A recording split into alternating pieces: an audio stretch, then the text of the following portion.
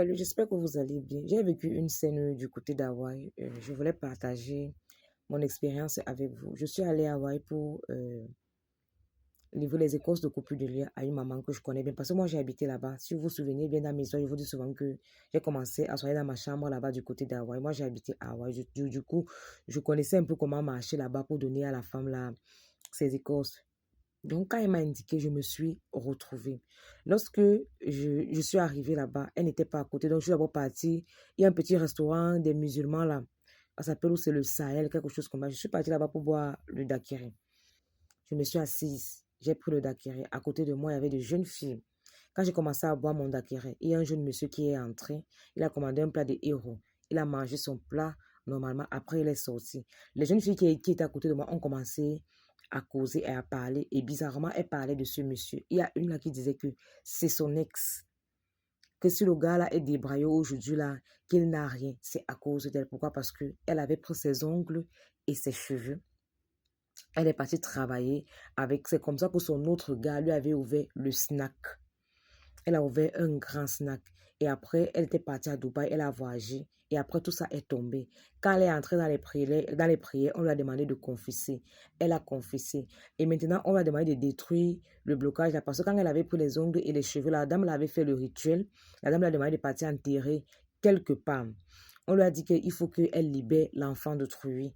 Lorsqu'elle est partie chez la femme qui avait fait le travail là, quand elle est partie là-bas des années plus tard, quand elle arrive là-bas, elle s'est rendue compte que la dame là était déjà décédée. Maintenant, pas moyen d'arranger la situation. Elle ne sait quoi faire. Lorsqu'elle voit le monsieur là, elle a mal parce qu'elle sait que c'est à cause de sa faute. Déjà que j'ai d'abord trouvé un geste assez bizarre. Quand le monsieur là est entré directement, la fille a mis le cache-nez. C'est quand elle racontait l'histoire que j'ai compris qu'elle ne voulait pas que le monsieur la reconnaisse. Vous savez que les bancs d'Akirelas, nous sommes souvent collés, collés, collés, collés. Après, l'histoire m'a tellement fait mal, ça m'a touché. J'ai dit que, mais comment quelqu'un peut détruire la vie de l'autre comme ça, là, juste pour des biens éphémères? Ça m'a touché, je suis sortie. Je vous assure, je vous dis que c'est le bon sens qui m'a guidée. Je ne suis pas très physionomiste. Je suis sortie là, je pas, vous savez qu'au niveau du carrefour à Hawaï, là, il faut marcher un peu pour prendre le taxi. Depuis qu'il y avait eu le grave accident là, il faut marcher un peu pour prendre le taxi pour partir du côté des Koumdoum. Voilà. Quand je suis en train de descendre, je croise le monsieur là. Mon cœur commence à battre. Que dis-lui la vérité, dis-lui, dis-lui, dis-lui, dis-lui. Dieu t'a passé son chemin pour que tu l'aides. Je vois le monsieur, je prends mon courage, je dis, monsieur, est-ce que je peux vous parler? Il me dit, oui, madame, est-ce qu'il y a un souci, machin, machin. Je dis que non, monsieur, je vous ai aperçu là au restaurant, vous avez pris un plat de héros. Je ne sais pas si vous vous souvenez, vous étiez assis à côté de moi. Le monsieur dit, ah, d'accord, il n'y a pas de souci. C'est vrai que, bon, je n'ai pas remarqué la personne, mais c'est vrai que j'ai mangé il n'y a pas longtemps dans le restaurant. Là, j'ai pris un plat de héros. Je lui dis que, voilà, j'aimerais vous dire ceci, monsieur.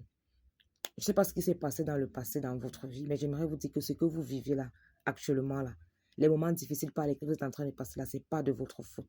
Arrêtez de chercher. Vous avez été attaché. On a utilisé vos ongles et vos cheveux. C'est enterré quelque part. Cherchez un initié qui va vous libérer. Il manquait un peu, le monsieur l'a pleuré. Il me dit que ma fille, je cherche une raison valable depuis pour commencer à côtoyer parce que lui, il les appelle les marabouts, les guérisseurs, les trucs comme ça là, parce que je suis chrétien. Depuis là, mes principes ne me permettent pas d'aborder ce sujet. Mais parfois, même lorsqu'on me fait des prières, on me dit que j'ai été bloquée, qu'on a pris mes ongles, on a pris mes poils, on a pris mes vêtements. Je me dis toujours, j'attends le moment de Dieu et tout le reste là. Il me dit que ma fille, petite sœur, tu es comme un ange dans ma vie. Parce que tu viens de me débloquer le cerveau. C'est que je cherchais une raison. Donc, il fallait que quelqu'un me parle comme ça directement. Quelqu'un qui ne me connaît pas, quelqu'un qui ne m'a jamais vu, qui ne sait rien de moi. Que cette personne me parle de mes points pour que je comprenne qu'il est temps que je prenne ce chemin-là. Tant que je ne pars pas pour tuer ou pour faire du mal, tant que c'est pour ma délivrance, tant que c'est pour mon élévation là, sans faire du mal à quelqu'un là, je ne fais pas de mal. Je lui ai dit que monsieur, je suis là pour vous dire que cherchez à vous soigner. On a bloqué votre progrès. Vous êtes quelqu'un, je ne sais pas, vous avez souvent un peu d'argent. Qu'est-ce qui se passe? Vous ne voyez pas que c'est un peu bizarre? Vous quittez de quelqu'un qui voyageait, qui faisait les lignes de Dubaï, de la Turquie, qui vendait les vêtements à un motoman, à ceci, cela. Vous n'arrivez même plus à subvenir aux besoins de vos enfants. Ça dit que le monsieur là m'a dit, ma chérie, est-ce que je peux prendre ton numéro? Je lui ai dit que non. Ce n'est pas moi qui vais te soigner, mais je suis là pour te faire comprendre ta situation.